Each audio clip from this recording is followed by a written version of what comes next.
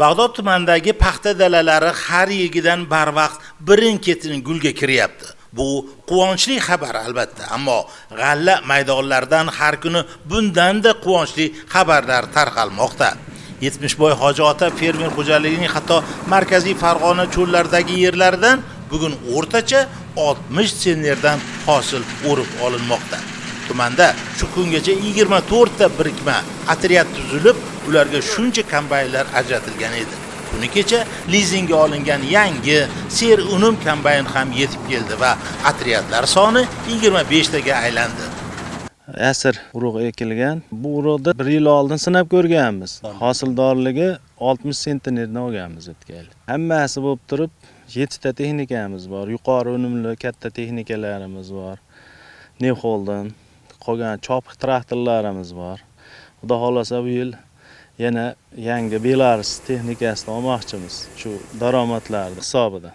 Tuman g'allazorlaridagi hosil mo'l ekani ko'chatlar soni ko'pligi, don boshoqlari 8-11 qatorligi, bug'doy donlari bo'liqligida ko'rinadi. Bu o'z-o'zidan bo'lmadi. Bu yilga bizni yutug'imiz g'allachiligimizda 7400 gektar maydon 100% 300 kilogramm gektarga amonpost bilan ekilgan. Agar texnika tadbirlarini ham to'liq o'sha talabiga javob beradigan holatda ishladik. 3 metrdan oziqlantirdik. Karbamid, azotli, kaliyli o'g'itlar bilan, biostimulator bilan oziqlantirdik.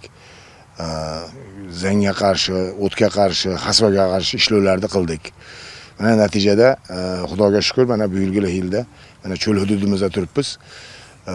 Markaziy Farg'ona cho'l hududimiz, 3 massivimizda mana o'rtacha 60 sennerdan mana g'alla olyapmiz. G'alla hosildorligi yuqoriligining yana bir sababi dehqonning manfaatdorligi kafolatlanganida.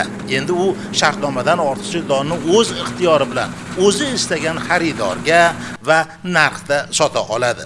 Bag'dodda birja savdosiga chiqadigan don allaqachon 10 ming tonnadan oshgan.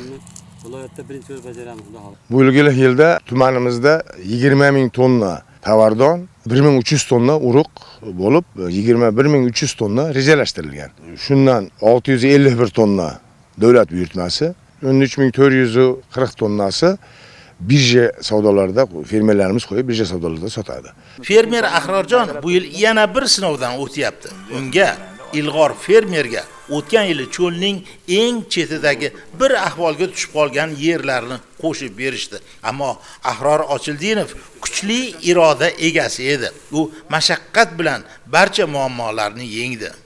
U yerlar 14-15 sentner paxta g'alla berardi. Endi hozir yo'qob beryapmiz. Yarimi sho'r, alidaqa yerlar edi. Bu yil o'tlarni tozalatyapmiz. O'tga qarshi dorilarni chechayapmiz. O'zgarish bor. Hosildorligi hozir 50-40 beryapti. Farg'ona viloyatida g'alla o'rimi eng qizg'in pallaga kirdi.